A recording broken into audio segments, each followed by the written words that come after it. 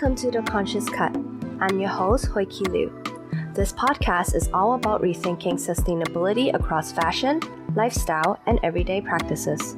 Through conversations with entrepreneurs, policymakers, educators, and changemakers in Hong Kong and beyond, we'll explore real solutions, from industry-wide policies to the small habits we can all adopt. Let's cut through the noise and create meaningful change together.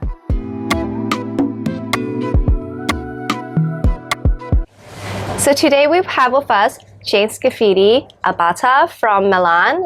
She's a professor at university, and you teach eco-design and circular design. Is that correct? Yes, circular economy, exactly. Circular economy in fashion. Yeah. So we actually met in last June, when I was in Milan with Fashion Summit Hong Kong, and we had a roundtable discussion about fashion, circularity, sustainability, and I mean, we couldn't stop talking. Right. We started out pretty on the same. Yeah, so I mean, I can definitely tell we have the same energy here on sustainability, on fashion, and that's why I feel so privileged to have you in Hong Kong, have you here to have this discussion with me. I'm very happy to be here. I think it's very important to have these discussions because you hear and you reveal a lot of what is going on, and also about the frustrations and what is going well within the industry as well. Yeah. I mean, we had a bunch of discussion about all the problems and jumping all over here and then this morning about, because there's just so many issues. Like we were saying today, even in one simple sentence when we're talking about sustainability and fashion, there's probably like 10 issues in that sentence that we can jump into. Yes. Okay, but I guess let's introduce you to our audience a little bit more and let them know. Can you tell us a little bit more about your background and maybe how you got into sustainability? Yeah, so I have a bachelor. So first, when I lived in Denmark, I had a diploma in pattern making and tailoring. Okay. Sorry, I'm just going to ask you. I always thought you were Italian because we met in Italy. Yeah, no, I'm actually not Italian, but I lived there more than half of my life. Okay, so I see. Sort of Italian. I'm actually Danish. Ah, all right. Yeah, I am. Anyways, so I have an education in tailoring and in pattern making, and then I moved to Italy and I was studying in Istituto Marangoni, where I did a bachelor in fashion design and a master degree in fashion styling. So everything very fashion in the old school way now. Okay. Yeah. And I've been working in different areas. I've been doing costumes when I was in the United States for Houston Ballet. I worked in different ways with fashion throughout the years. And then when I came back to Italy 8 years ago, I started to work for universities, so different universities in Italy within the fashion industry. And it was, I think it was like 3 years ago maybe, I felt like something was wrong the way that, like I was teaching obviously what should be taught, but I didn't feel like I was contributing to something better. Okay. So I actually decided one day, either I totally quit the fashion industry or I start teaching something where I can make a difference. Yeah. And this is basically how I arrived at a point where for me it was just the industry is just too much. And this is how it actually started with the sustainability.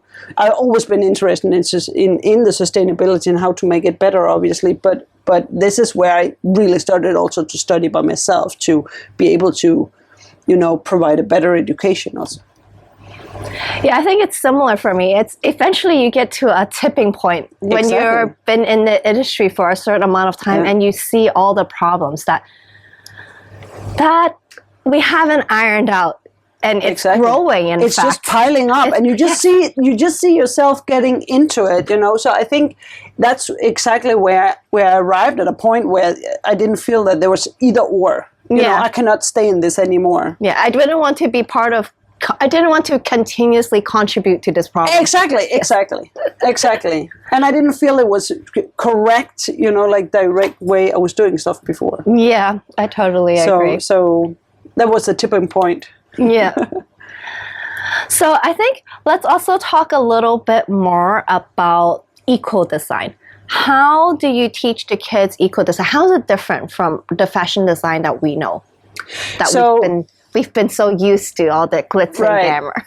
Right. So in eco-design goes a lot of different topic, obviously, but the most important thing here is that we start to design a product where you have not just eco-design, but where the whole product turns circular, meaning you have the loop closed, where the beginning of life of a product also have an end and have a new purpose. So a new purpose in the circle. So I think it's very important that for new designers, they're taught that to know the whole supply chain, but also to know that when you start designing a product, you need to know what is going to happen with it in the end of life. So when the consumer doesn't want it anymore, where is it going? Are you going to recycle? Are you going to turn it into new upcycled products? What is going to happen? And I think this is where it's getting really, let's put it like that, difficult, because you have to create new designers which are creative in a new way. It's not just if you're good at drawing something glamorous, but in the future, you would need to design based on what is already existing. And I think that's going to be the most difficult part of it, but it's also where you really see the creative designers coming out. I totally agree. I think what we've seen in the design so far, all the very extravagant things, it's great, but it's just, it can't last through time. Exactly. Like it can sit there and last through time, but it's not something that you can repeatedly bring out and wear again and have it last through time. And I do agree. I think maybe maybe not in the short future where we're still working, but maybe eventually, like when our kids grow up, they're not going to be wearing things that's like this. Everyone's going to be wearing something that's redesigned from something else. Right.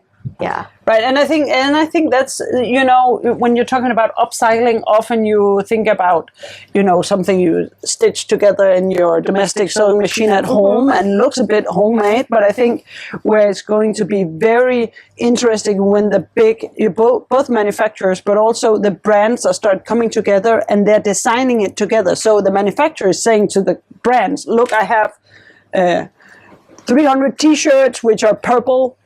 Design something based on that. Yeah. And then so they can reuse what they already have. Maybe it's just a matter of changing something and then you can sell it, in another way. And I think that's where the really creative part is coming in, because it's also a very different way to be creative, but it's also very difficult. I think people don't realize, but just like it's actually easier to create virgin materials. It's easier to make virgin polyester and virgin nylon than it is to recycle and to reproduce it. So same with design. If you're starting on a blank canvas, it's actually much easier than taking what you have existing and to recreate something with that. Exactly. Yeah. Exactly. And sometimes it's also difficult because then you have like a weird color or a fit or materials which are very difficult to make work together. Yeah, exactly. So I think it's going to be very interesting, but it should be the way to go, because we have large productions which are having a huge stock where they cannot do anything about it. And this garment, perfectly working garment, which is already produced. So I think it's important that it's a matter of brands and manufacturers working together. I think because for consumers, they have to think about, it's not even what they're donating or they're getting rid of or throwing out, but actually a lot of the waste comes from. I was asking the kids at my school last week about this. What do you think happens to all the clothes that you see on the shop floors? Let's forget even what's in the warehouse for inventory online, just what's on the shop floor. And then, obviously you see it's a new season, they're all laid out beautiful. And then they go into sale and, there's still a lot of everything left. But, I asked them, there's like 20 kids, do you think when brands go on sale, do they think they sell everything? Like everything is gone after this week of sales and we're done? And even the children know. They're like, no, I'm sure a lot of things are left over. Right. So that's the question, what do we do with all the leftover things? Where does it go? Yeah, because we know nowadays, they don't go to the outlets. Outlets get their own outlet lines. Yes, exactly. Yeah. Right. Yeah, and that's absolutely also complicated. You have outlets having a specific collection made for outlets, not like 15 years ago where you could actually find, you went into an outlet store where you would actually have a big mix of all sort of stuff. Now today it's like going into a regular store. It's going into a discount shop basically, like for sub-level, subpar goods. Yeah. I almost want to say the second-hand store is becoming more of what the outlets used to be. Right. If we know it when we're young, it's like people are actually trying to treasure hunt in there now. Right. Okay, I think this probably ties in really well with the next thing that we can bring up, which is the upcycling workshop you did with the kids at So I think as for me, the education part is very important. I think it's all which we're going to do in the future has to do with information and education on so many different levels. Mm-hmm. So not too long ago, you had organized a workshop. I was on upcycling different items. It could be socks, it could be T-shirts, it could be already cutouts that they had from the lab that we have in the school, and they invited kids from 4 to 10 to come and do that. Prepared some small dolls and octopus and stuff like that they could make by hand really fast. Right. But this opened the minds to these kids that you can actually take some stuff and you make something new out of it. Ooh. Okay, and this whole upcycling concept I think should be introduced in many different levels for kids. That's beautiful. Actually, one of the ideas I was talking to you about, all the wastage I have left from a bad production, maybe I should be thinking about the same thing. Instead of just making something else for sale, I should involve the kids to make something that they can take home and they will see the purpose. So it was fun because the workshop was 1.5 hours. Mm-hmm. And obviously, I already prepare a bit what they could make. Okay, right. But they made like bracelets, or they made like small octopus, or like different things that they could bring home and say like, I actually made this. And I think just the fact that you actually make something yourself already is a big result, especially if you're 4 or 5. I made this one, and I think that's what we want to promote. Also, when they get a bit bigger. I remember I did this, because these things are something that they actually remember without going to, it's not necessary that you have to, make big events, that you have to go to a roller coaster park or something like this. If you have events like this where they actually feel like they're creating something, I am not saying it's going to do the same as a roller coaster park, but you will will have like, it's building beautiful small habits that they will have with them, that they are now able to see that, hey, I'm able to make something, or I'm able to accomplish this if I just give it a little bit more thought. A lot of my things don't have to be garbage. But also, if you have that one sock which never has any, no partner, exactly, you can actually use it for something. Yes. I'm not saying that you have to make 100 small octopus out of a sock. Right. But if you know that you can actually use what you have for something else. Yes. It's a way for them to start thinking. If I have a jacket that I don't use anymore because maybe it's too short on the sleeve, could we make it sleeveless? Yes. So just for them to start thinking about, how can I use whatever I already have, but not only with clothes, with everything. Yeah, so it's a great way to trigger and kickstart a habit, like a good habit of just thinking of reusing it and stuff. I mean, because recycling is actually not the best. No, absolutely not. I think even just the thing about fixing stuff. Yes. So if you have a sock with a hole on, and I know it's cheap to go out and buy a new sock. Yes. And everybody got money for a new pair of socks. But it's just the fact that you're actually fixing something. Yeah. You make the life longer, the lifespan of that single product is going to be so much longer. I've heard so many reasoning from I'm not going to specific any genre, but I just heard so much reasoning from people in general saying, I have to shop fast fashion because it's just affordable for me. Yeah, because I don't have money for luxury. Yes. No, but in theory, you don't have to have, because probably you don't need anything. Probably your closet is already full, you know. Go and see if you have something in your closet. And if you don't buy 10 of, not even 10, maybe you can buy 5 less of something and then buy a really good quality item you can keep for a long, long time. Or I think the extreme for me is I've actually seen this guy who was wearing a Uniqlo sweater with patches. He's just been patching them up. Yeah. So I also want to say sometimes it's not so much a problem of the quality of fast fashion, but how do you care for your things? Right. And that's actually another thing. I also believe that a lot of people do not know how to take care of their clothes. I agree. So they wash it wrong. Maybe they put stuff in the dryer which is not supposed to go into the dryer, you know. Yeah. I'm not saying you should dry clean too much because that's not good for the environment either.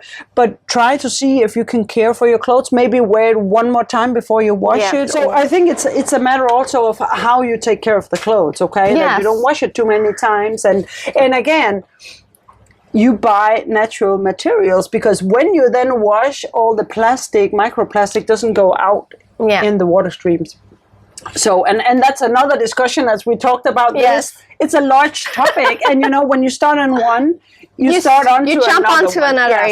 So, and that's also why I think I'm not saying it's difficult to discuss this topic, but there's so much to discuss. So no matter in what direction you're going, I believe that we always end up in different directions. There's always ways to do better. And there's all different ways to do it. And certain ways might work for some people and not for others. I mean, but one of the things that you just brought up about washing your clothes and polyester clothes. So with recycled plastic and recycled polyester specifically, that's one of the issues that I always have. Yeah. I hate recycled polyester t-shirts. Right. Because those are t-shirts is something that you have to wash all the time. Right. And every time you wash, we have to realize as great as our technology has gone through by now, the recycled materials are always going to be shorter filaments than the virgin ones. And it's just easier for more microplastics to wash off. So one of the things I always suggest to customers is put your recycled polyester inside your garments. Do the recycled polyester filling. Or even do the recycled polyester outerwear that you're washing unlimited times. Exactly. Yeah, so I think when we try to do good, it's just if you have a partnership and cooperation, people can remind you where you can still do better. Exactly. And where some things that, your intention is good, but you can't help it. Sometimes the execution doesn't always come through, right? Yeah. So exactly. And I also think it's a matter of, for the designers, designers with our, generation, they might not even think about these smaller ways. Yes. And I think here we are missing an education span for our generation with designers with a lot of experience, but they're not taught to design in this way. Yes. So when you tell a designer in our, age about this, and they're like, oh, it makes sense. Yeah. But it's just a matter of knowing it. Like if you have a cotton t-shirt, and you stitch it with a polyester thread. Already there, it's difficult because then you cannot recycle it because then you have like a mixed product. So it's a matter of you knowing, like, you make a 100% cotton t-shirt, but you need to stitch it with cotton threads, otherwise you cannot recycle it. So that's actually one of the topics. I know we're jumping around again. Right. Completely. But one of the things that I was just telling people about, I was explaining to the kids about last week when I went in to give them a briefing before Fashion Summit.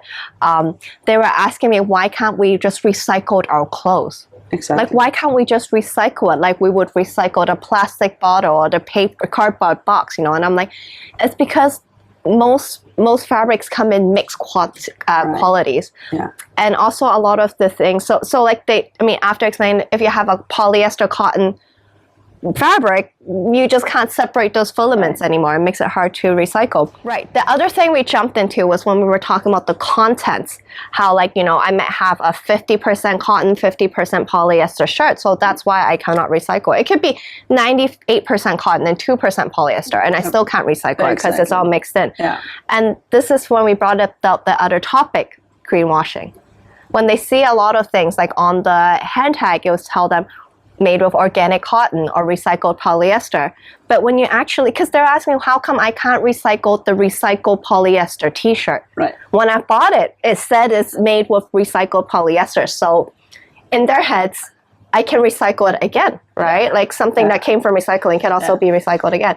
And I was like, no, because if you actually look at the tag, there is 5% of recycled polyester. Exactly. and it's only 5%. Yes, and I think that's also one of the big issues that obviously brands want to sell something which is not. I saw like a pair of socks the other day, cashmere wool socks, where you have like 80% acrylic, nylon acrylic, and then you have 5% cashmere and 5% wool. Yeah. Or something like that, and then in the end, it's, the percentage. So, it should be like nylon socks with a bit of cashmere. Exactly, and they'll sell it as a cashmere socks. And I think that's also why it's so important that we start having some rules and legislations, because not everybody's reading what is on it. And if you're saying it's a if it's a cashmere sweater, but there is only 5% cashmere, it's not a cashmere sweater. It's whatever other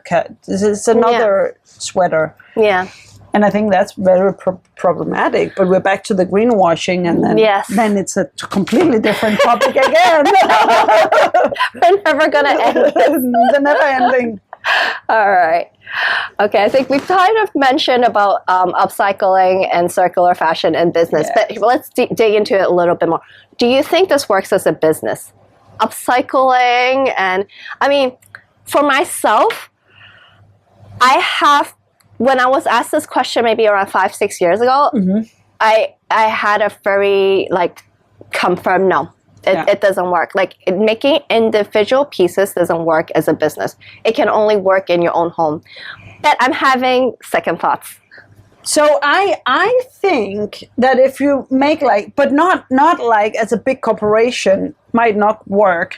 But if you're having a little brand and if you make your whole model around this upcycling, so maybe you source your jeans. If you want to make upcycled jean stuff, you source your jeans the right, from a place. You get your materials from a place where you can source X amount a month. Yeah, I think it's very important to have if you can sell X amount, it's very important that that you can have an incoming as well. Yeah. So that's a part of it. Do I believe upcycling? Upcycling could also be if you're a big manufacturer and you're having 100 coats that you cannot sell for some reason, being able to have your designer cutting off the sleeves and sew something on instead, or changing it so you can sell it again, or collaborating again with the brand saying, I have these coats. Can you please come up? What do you think? Can we make a collaboration that you design something and we will fix it and we can sell them without throwing out 100 coats? I think with brands, collaboration will be great, because that was one of the things we were mentioning is actually most brands, when even after they go on discounted sales, they have so much surplus left over. Exactly. As a manufacturer, I thought about that, because sometimes I have leftovers, but I can at this moment only use up my dead stock because I'm quite worried about customers branding and what they don't sell. But definitely working with the brand to let them know, why don't we do this project together? Exactly. But it could also be their leftovers. Yes, I think most likely will be like that. Yes. Yeah. So if they have their branding and stuff inside it as well, it's not going to be an issue. Or if they already have. In fact, you use it as a highlight attribute. Like this brand is upcycling what they didn't sell yet. Exactly. Great. So there is actually a good example that Miu Miu, they upcycled some of their old denim jeans. Right. And they made some unique pieces, and they're selling it obviously for an extreme amount of money in their flagship stores. Yes. Okay. And I think that's a very good example, because I think it's very important that brands like Prada and Miu Miu are giving an example that it's actually possible. I think that is a great example, because there was also, I think, just in the last fashion week in Paris, I'm not going to mention the brand name, but there was also another terrible example of one of the brands using all the wastage to create their fashion show stage. Okay. Where the wastage is literally just going to become garbage at the end of the show. Yeah. Yeah. But I think what Miu Miu did with that is much better. And they also made a collaboration with, I think, with Levi's, where they upcycle. So I think it's very important. It's very important here to make the distinction between upcycling stuff like that, also in collaboration with other brands, and then the, like just collaborations. And I almost want to say the other thing that I brought up is more like, it's not even upcycling, it's downcycling, right? Exactly. You're ruining what could have been recycled. Exactly. Yeah. No, absolutely. Yeah. So I think it's very important that, big famous brand does make some examples. Yes. Set the examples. We can see it a bit. It was a bit like when the bigger brands stopped using real fur. Oh, yeah. And it was like, small rings in the water, very fast, all fur went off the market, Yeah. And now you basically don't, it's almost, it's bad. If yes, you're using exactly. fur, No one really wants it. So I think it's a matter of giving an example, but it probably have to be some of the big luxury brands doing that. And I think the more they push it, probably the further they can also go with it. Yeah.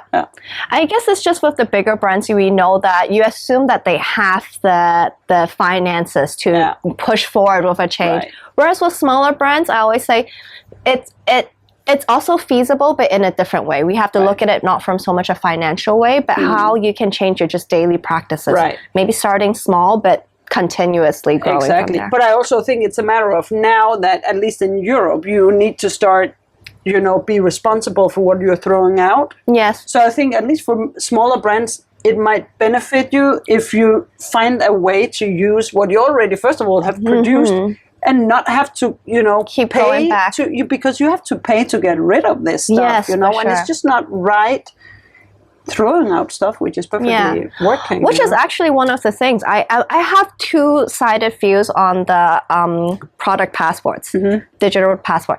Only that saying because with my own brand right now, I'm using a lot of dead stock. Yeah. But it's very hard for me to find back out, like, where is the stock from exactly? Right. Like, the lab test that I will do on it is the content test to ensure that I have the right content. Right. But besides that, a lab test with 20 times standard, that's not even good enough for me. No. So I do my personal test, which is I just kind of test the fabric myself. I make a simple mock-up with a sample, and I just try wearing that fabric day to day and in the office, at home, and see how it feels and how it washes. If it fades, if it shrinks, or if it's got some chemicals in it that's making my skin itchy, which has actually happened once, But so, like, all these things I believe in. So right now for my own collection, all my clothes, I expect it to go through 200 washes.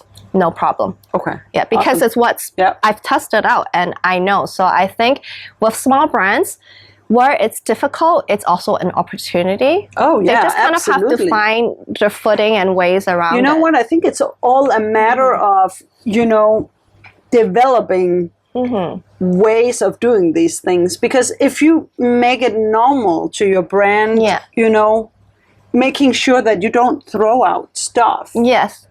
I think you can, if it's a habit, I think it's just the way that you can make it work in the future. And if you want to start up a brand, especially if you're a new startup, I think it's very important to implement all these things from the beginning. Basically create a circular brand from the beginning, so you don't have to go back and need to change these things. And with the new, I don't know if it's a legislation, but like the new passports, digital passports and stuff, I think what it would be good is, in a way, it will stifle the competition that just can't make it. Exactly. If they can't give you the data, they can't be transparent. And you cannot sell that. And I hope that also it's going to help on the market that we don't have so much stuff. Yes, exactly. That's the other thing. If you have a company having if you have to test everything. 10 white t-shirts, maybe they will say like, okay, but we need to test and we need to have this, and maybe that they cannot even provide, all the information. So they're just like, maybe we're just going to have 5. Yeah. Yes, same with the please. fabric supplier too, because if they cannot figure out what this yarn is exactly, then they will just have to step away and decide not to use it instead of going forward, which might have been what they do in the past, and just make something anyways, hoping that it will sell. Right. Okay, so back and forth, we've kind of brought it back and forth about, big brands, small brands, how do we make circularity work for everybody? Because you have worked with different size brands, I also want to hear what is something that you've seen that has worked? That has worked? Yeah. So I think it's very important to understand. I was working, when I just came out of university, I worked for a big fast fashion company, and I learned a lot. But this topic wasn't even, an issue. So obviously it was not even to be implemented at that time. Yeah. So I think where we see it's working and where it's very important is when I have been working with smaller companies. I think it's easier to implement it from the beginning, obviously when you start up, okay? Right. And it's easier to implement also for smaller companies because they're more agile. They don't produce so many pieces.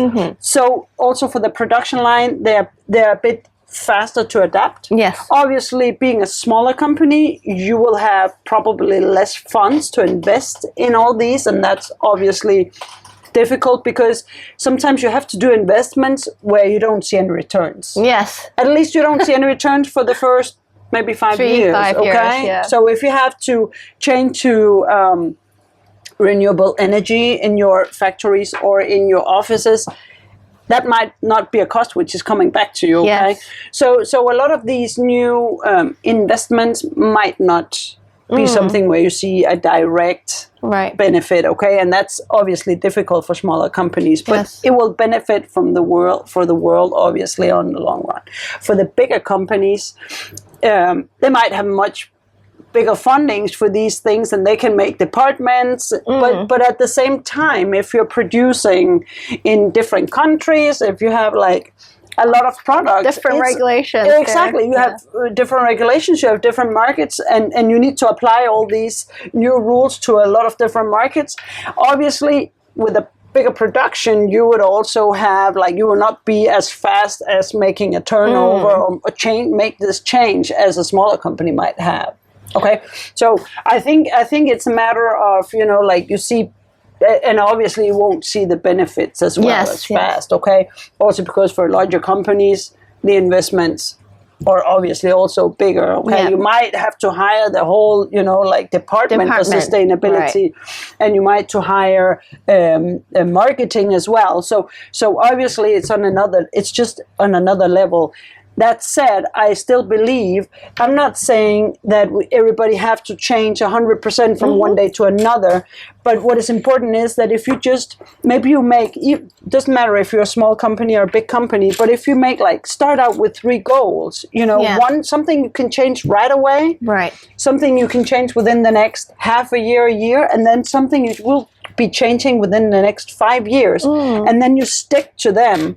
Instead of saying no, we need to change 100% everything, and then you're gonna fail. Collapse, exactly. So I think it's important that maybe you make a plan, and then you start working for this plan. Then now they're coming out, laws that you have to follow. So obviously you have to follow those laws, but for the other things, I think it's important that you start doing the investments and the, to do the things that you are able to do, and then make a plan for it. Because I think that's the way that you can come to success. But also for the bigger company and smaller companies, I think it's the same. But I think that's very important that you make a plan and try to stick to it. I think it's also important that everybody is trying to do just one little thing than doing it 100% and failing. Yeah. So I think... I do agree with you. I think for the smaller brands, because most of the time, if they have this in mind, they might have started from the beginning. Exactly. So everyone on their team kind of has this understanding, and they know this is the goal that they're working towards. With a lot of the bigger brands that I've been working with, I think most of the biggest issue is they've usually hired a sustainability team. That has great understanding, and this is what they want to do. But when it comes down to the prices or even the rest of the company understanding this mission, when they don't understand it, the finance team don't want to pay for it. Right. And so it's always like a circle that turns into a line. Right. Yeah, and obviously it's what it comes down to, as it is business. Usually what it comes down to is, a matter of Yes, bottom line, you know. yeah. So and often with these circular methods in the beginning, obviously it's just more costly, you know. It just is, costs yeah. more, but and that's the investment as well. I think we should see more as an investment in the big picture. It's an investment, you know, not just a cost. And also, I almost want to say, I feel like I know the government's doing a lot more to help with transparency, but for those companies that's obviously not being responsible on their environment, I almost feel like they need to have some environmental tax slap onto Exactly. them. Yes, exactly. Or fines or something. I totally agree with that. Yeah. And maybe like there are incentives for businesses that are investing into this to ensure that they have a circular future that doesn't harm. Maybe there needs to be tax incentives on the other end. Exactly. But I think there is a lot of ways that, you know, like you could as governments help in this way also, because it's easy to make rules. Yes. If you then don't help. Yeah, you know, I mean, it's a very fine line. There's sometimes rules that kind of just, it's almost a line to keep newcomers from entering, but then there's also rules that actually help the whole economy and the environment. So, but I also think it's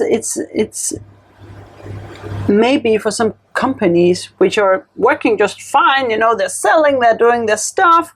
It's very difficult to understand that they need to change a system which has actually been working really well for them until now. Yes. You know, and now we have to put in money in something that we don't know where we're going to end up with. Right. Yeah. So obviously incentive would be helping, but I guess at the end of the day, it's the whole world, including the consumers, that must understand. Yeah. So the consumers can first make better choices. Exactly. So I think we all responsible for this, both the brands and the manufacturers, and also especially also the consumers, because you know, the brands are creating the need of, you know, like they're telling us you need to have a new shirt, it's going to go into the store. But it's not the consumer stopping up saying like, yes, 2 seconds. Yeah. I actually don't need that one. Yeah. Okay, so.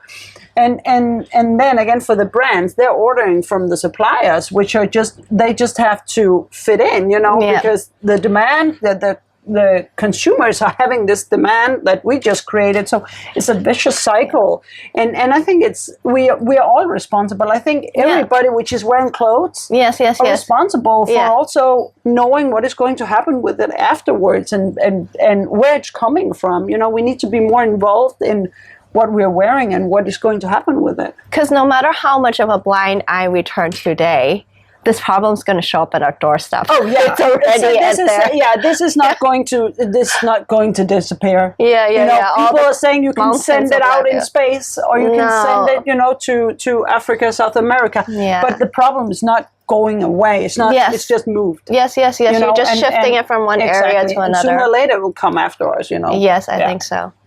Well, I'm so happy to have you here today with me to have this discussion. Is there anything that we want to add before we?